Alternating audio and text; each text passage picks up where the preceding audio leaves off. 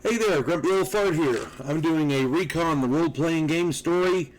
I'm titling this one the Rescue. Years ago, I was playing in my friend Earl's game. Earl runs a really great game. He's a great game master, mission director. Seemed to excel at Recon more than anything else, maybe because of his background. But he ran Recon better than most.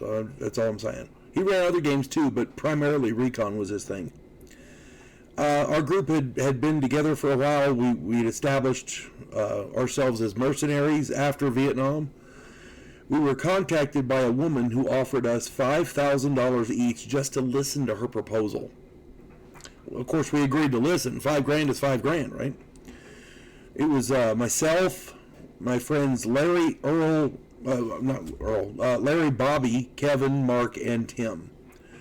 The situation was that the president of her nation, a small African country, was being blackmailed because his son, the president's son, had been kidnapped by a rival nation.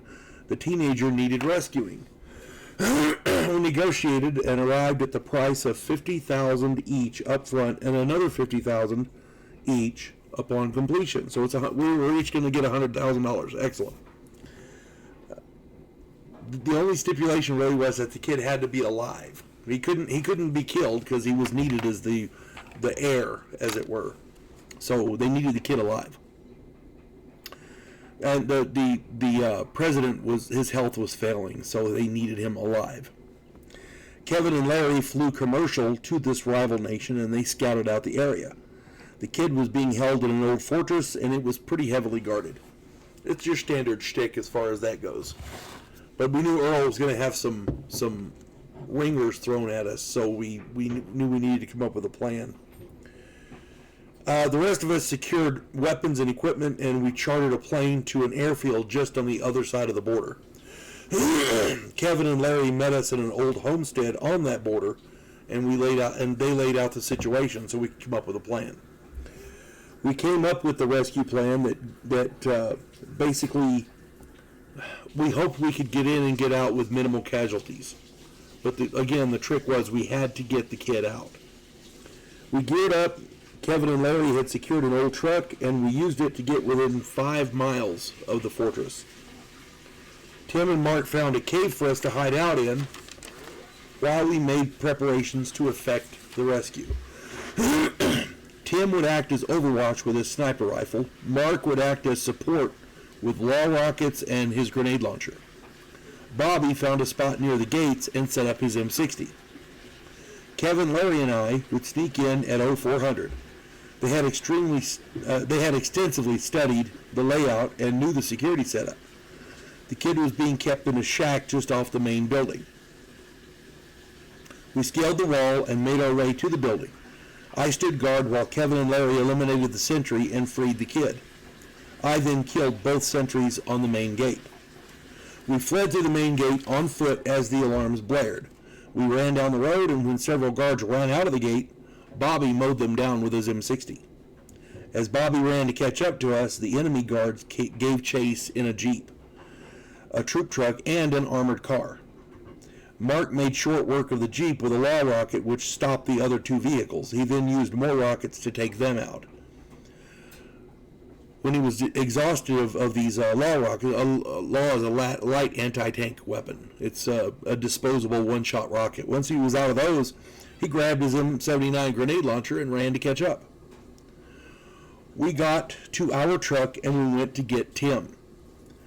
He used his sniper rifle to eliminate several guards and discourage pursuit.